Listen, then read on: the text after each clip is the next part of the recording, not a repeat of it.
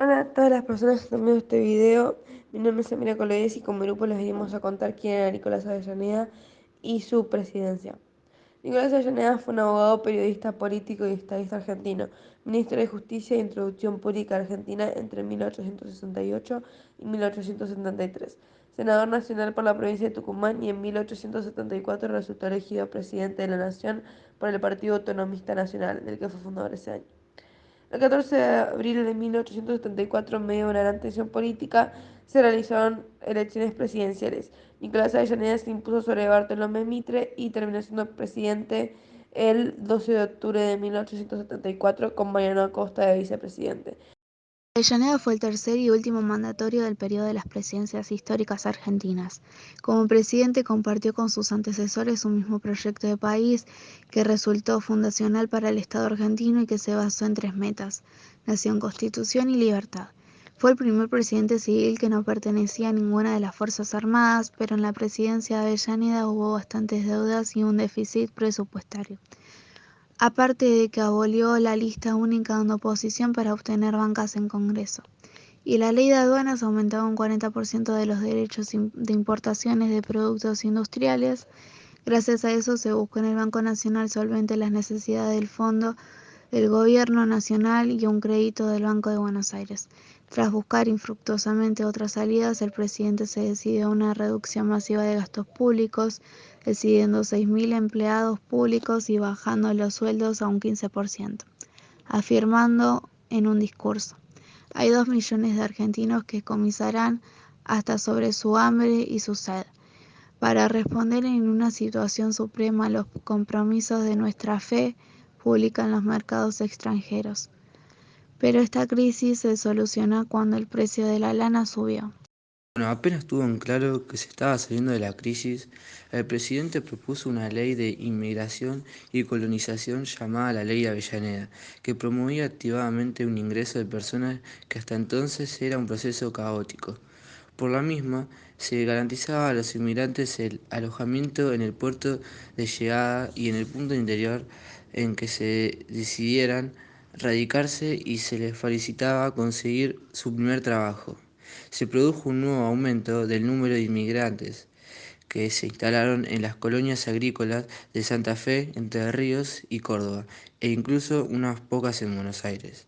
En mayor proporción que hasta entonces, una de las cosas que dijo Nicolás Avellaneda fue: podemos distribuir mejor la inmigración extendiéndola por todo el país, radicarla y ofrecerle un incentivo con la adquisición que la propiedad territorial, abriéndole en el exterior al mismo tiempo nuevas corrientes.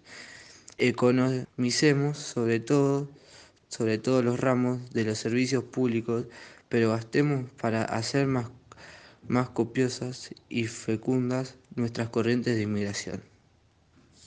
En 1875, una turba de anticlericales y masones saqueó e incendió la iglesia del Salvador de los Padres Jesuitas. Era una manifestación violenta del crecimiento del anticlericalismo en las clases sociales más altas, en parte provocada por el conocido catolicismo del presidente. También a principios de ese año se produjeron las elecciones de gobernador en Buenos Aires, en las que el ministro se negó a participar.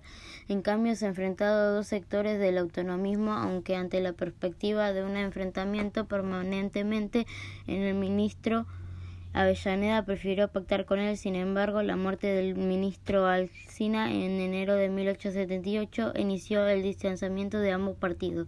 La intervención del presidente a favor del gobernador riojano a mediados de ese año causó la renuncia de las PIUR, junto al cual se retiraron los demás mitristas. Buscando aplicar sus apoyos, el presidente acudió a Sarmiento, quien fue sucesivamente ministro de Interior y de Relaciones Exteriores, pero finalmente se decidió apoyarse exclusivamente en su partido y en la Liga de Gobernadores, en este paso a llamarse oficialmente Partido Autonomismo Nacional. El cacique mayor Calfucurá ordenó el malón más grande de la historia, que en marzo de ese año atacó y saqueó gran parte del centro de la provincia de Buenos Aires. A partir de entonces, favorecido el gobierno nacional por la muerte de Calfucurá, se inició una serie de avances en la frontera. especialmente en el oeste de Buenos Aires. A principios de 1876, los caciques Juan José Catriel y Manuel Namuncurá, hijo y sucesor de Calfucurá, lanzaron otro gran malón sobre el sur de la provincia de Buenos Aires.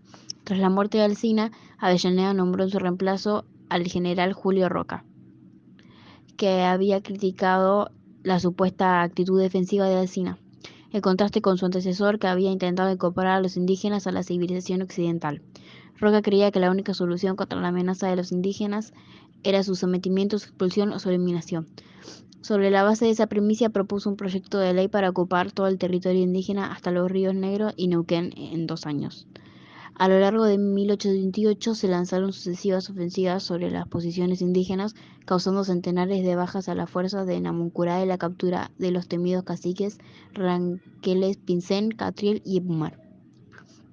Unos 4.000 indígenas, en su mayoría mujeres y niños, fueron capturados en estas campañas.